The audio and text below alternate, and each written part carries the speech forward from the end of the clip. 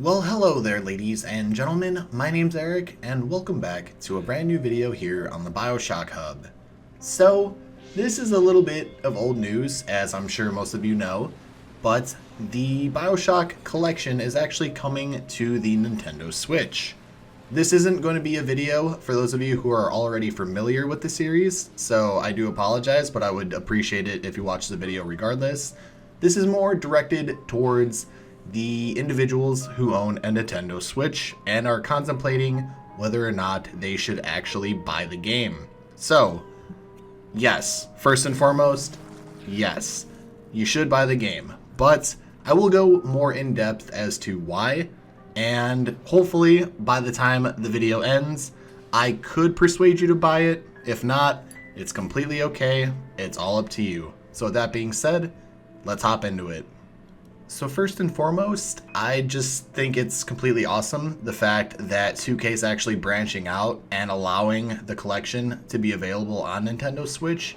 And I believe Borderlands is as well. Correct me if I'm wrong, but it is definitely a step in the right direction. Now, the reason why I think this is an awesome idea is because maybe those who have a Nintendo Switch don't have something like a PlayStation or an Xbox or a PC that can run games at a high quality. So it's nice to be able to have an option for other people to get involved within this great series. That would be my most important one.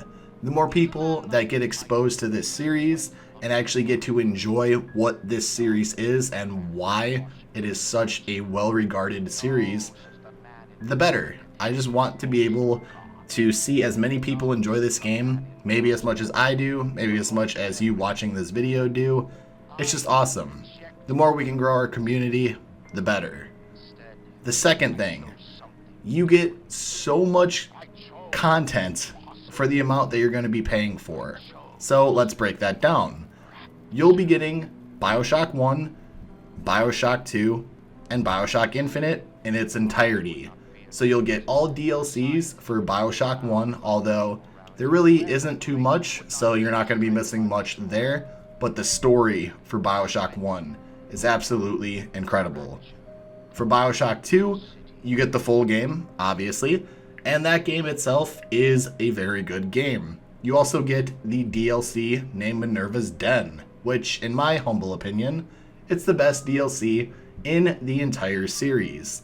And you also get something called Protector Trials, which is kind of like a survival mode. So that's definitely fun too.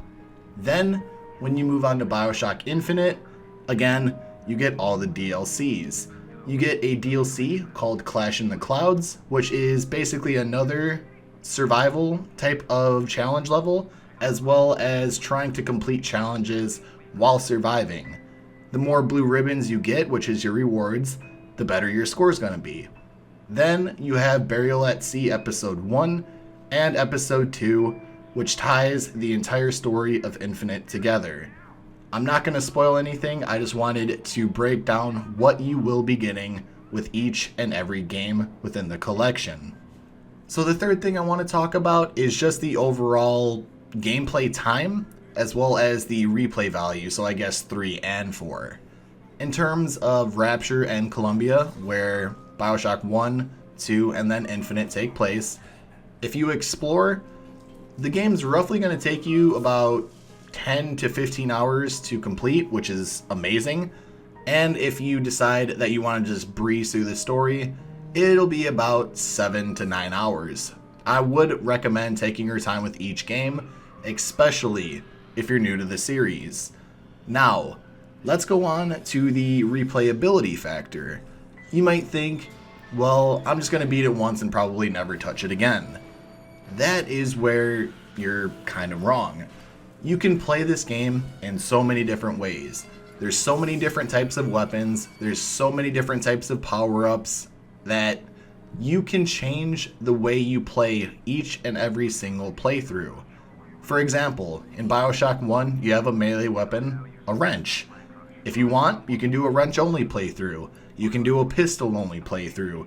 You can do a plasmid-only playthrough, which is your power-ups. And you can do that for Bioshock 1 and then 2, as well as Infinite. There are so many different ways that you're able to play this game. It's actually ludicrous. So you will get a lot for what you're paying for with this collection.